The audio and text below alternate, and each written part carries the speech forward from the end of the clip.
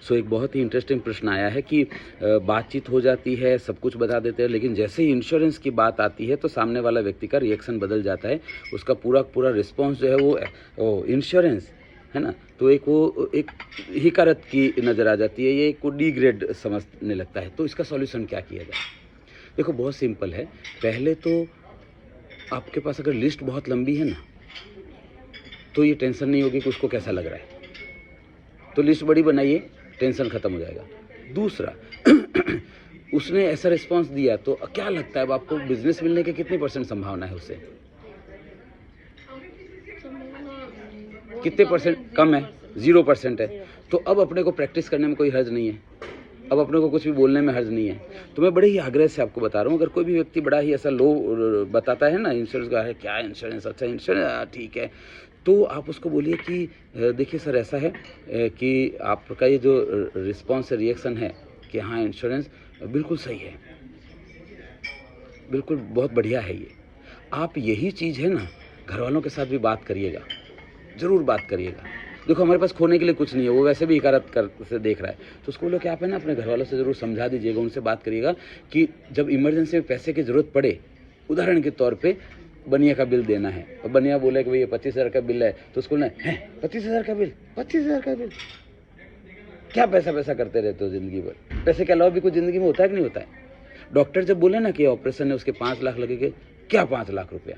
5 लाख रुपया? इंसानियत नाम की कोई चीज़ होती है कि नहीं होती है? जब उधार मांगने वाले आए ना, तो घर वालों को बोलना सिखा देना कि उनको ये बोलना है, उधार मांगने वाले आए तो उनको कि क्या पैसा करते रहते हो, किसके ले लिए जो आपको रह गए। पैसे के अलावा भी जिंदगी में कुछ होता है कि नहीं होता है? अब 5 लाख के लिए रिश्ता तोड़ दोगे हमारा? ये सिखा देना उनको बोलने के लिए। मेरे को कुछ फर्क नहीं पड़ता है, पर एक बार घर वालों को पूछ लीजिएगा सर कि क्या वो ये जवाब दे पाएंगे लोगों को? वो तो दे देंगे, लेकिन वो सुनने वाले सुनेंगे ये जवाब? मैं बोलूँगी तो बुरी लगूंगी सर आपको, ऐसा बोलो उसको कि मैं बोलूँगी ना सर तो आपको बुरा लगेगा, लेकिन ये बुरा लगना एफोर्डेबल है। जो मांगने वाले दरवाजे पे खड़े होंगे ना, तब जो बुरा लगेगा ना घर वालों को, वो एफोर्डेबल नहीं है, वो बर्दाश्त नहीं कर पाएंगे। मैं तो बर्दाश्त कर लूँगी, और मैं बोलूँगा आपको बुरा लगेगा, आप भी बर्दाश्त कर लोगे। घर वालों को एक बार पूछ लीजिएगा कि वो बर्दाश्त कर पाएंगे क्या। हम तो वैसे ही बदनाम है सर, थोड़ी बदनामी और सही। काला रंग होता है ना सर, काला रंग, उसमें 2 किलो और काला रंग डाल दो तो कुछ फर्क नहीं पड़ता है लोग। और आप तो बहुत अच्छे से शराफत से बात की, लोग तो हमको भिखारी बोलते हैं, क्या ये भीख मांगने का धंधा करते हो? तो मैं उनको बोलती हूँ, और बड़े दिल से बोलती हूँ, मैं उनको बोलती हूँ कि हम भीख मांगने का धंधा इसलिए करते हैं ताकि बाद में आपके परिवार वालों को ना मांगनी पड़े, और बुरा लगेगा आपको मैं बोल दूंगी तो, बट इट्स ओके। 5 उंगलियां सेम नहीं होती है, वैसे लोग भी सेम नहीं होते हैं। तो मैं आपकी बात सुना, आपने ऐसे देखा, बोला मुझे, it's okay, I am okay with that. अच्छा अब मुझे बताइए, ऐसा बोलने से क्या होगा? वो चेक दे रहा था क्या? जॉब कैंसिल कर देगा? लेकिन कम से कम आपने उसको एक ऐसी कड़वी सच्चाई बता दी, उसने आपको कड़वा रिस्पॉन्स दिया, आपको वापस कड़वा रिस्पॉन्स देने में कोई हर्ज नहीं है। मेरा नाम हिमांशु जोशी, मैं बड़ी जिम्मेदारी के साथ आपको ये बात कर रहा हूँ। 9825600778 मेरा नंबर है। आप कभी भी इसका कोई काउंटर दिमाग में आता है तो भी मुझे पूछ लीजिए, पर कोई हर्ज नहीं है बात करने में लोगों से। लोगों ने अभी उड़ती उड़ती देखी है, फंसती देखी नहीं है, हवा में चल रहे हैं लोग। वो पान की दुकान पे खड़े होकर वर्ल्ड बैंक की इकोनॉमी सिखा रहे होते हैं मोदी जी को और अमित शाह को, और घर में प्रॉब्लम होती है, उसके टाइम पे घर नहीं जाता, 11-11 बजे तक घर से बाहर रहते, घर वाले पैसे मांग लेंगे। 304 रुपए देने होते हैं ना, तो 4 बार सोचते हैं लोग, बोले गूगल पे नहीं चल रहा है हमारा, फोन पे नहीं है, इंटरनेट नहीं है, ठीक है, सो ठीक है, इट्स ओके। आप मुझे मना कर देंगे सर, कोलकाता में 3 करोड़ लोग हैं, मैं किसी और के पास चली जाऊंगी, लेकिन आपके परिवार के लिए आप अकेले हैं।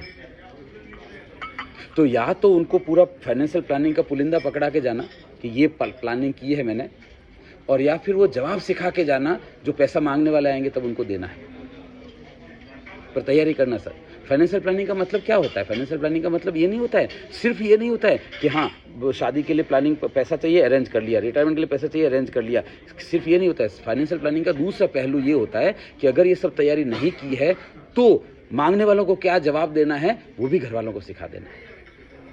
ये कंप्लीट फाइनेंशियल प्लानिंग होती है। मुझे कुछ फर्क नहीं पड़ता है सर। मैं तो कहता हूँ आपको 2 जूते मारने वो भी मार लीजिए, मैं खाने को तैयार हूँ। लेकिन घर वालों को बता देना एक बार कि जब उनके पास पैसा मांगने के लिए आए तो कितनी हिकारत से जवाब देना है मांगने वालों को। सारे सितारे ज़मीन पे आ जाएंगे सर, मैं बोलूँगी बुरा, और बीच बीच में बोल दीजिए कि सर मैं बोलूँगा बुरा लगेगा सर, पर मजबूरी है बोलना। डॉक्टर जब बोलता है ना कैंसर का 3रा स्टेज है, तो डॉक्टर खुश होता है क्या कि वाह देखो कैंसर का 3रा स्टेज, तो ये मरने वाला है। उसको अच्छा नहीं लग रहा होता है, पर उसको बोलना पड़ता है, उसको बोलना पड़ता है, हमको भी बोलना पड़ता है। जब सीए बोलता है ना कि आपका ये रिटर्न नहीं भरा आपने, ITR नहीं भरा तो पेनल्टी लग जाएगी, तो उसको मज़ा नहीं आ रहा होता है बोलने पर, उसको बोलना पड़ता है।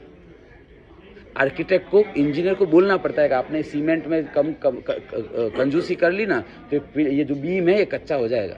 उसको मज़ा नहीं आता है, पर उसको बोलना पड़ता है, हमको भी बोलना पड़ता है सर। तो मैं तो बोल लूँगी, पर क्या आपके परिवार वाले बोल पाएंगे मांगने वालों को?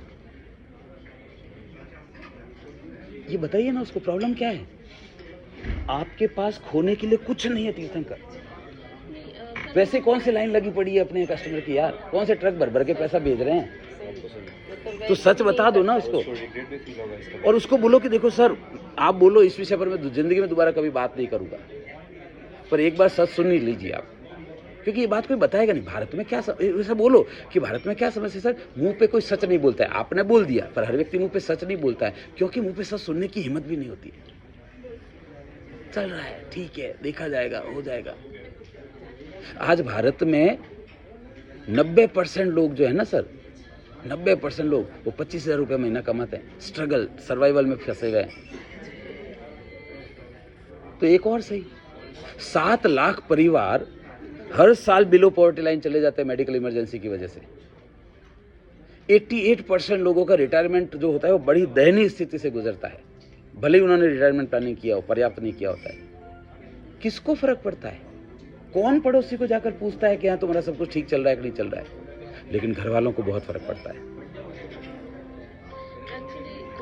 तो इस तरह का जवाब दे सकते हैं आप, है ना। अगले वीडियो में अगले टॉपिक की बात करते हैं। All the best.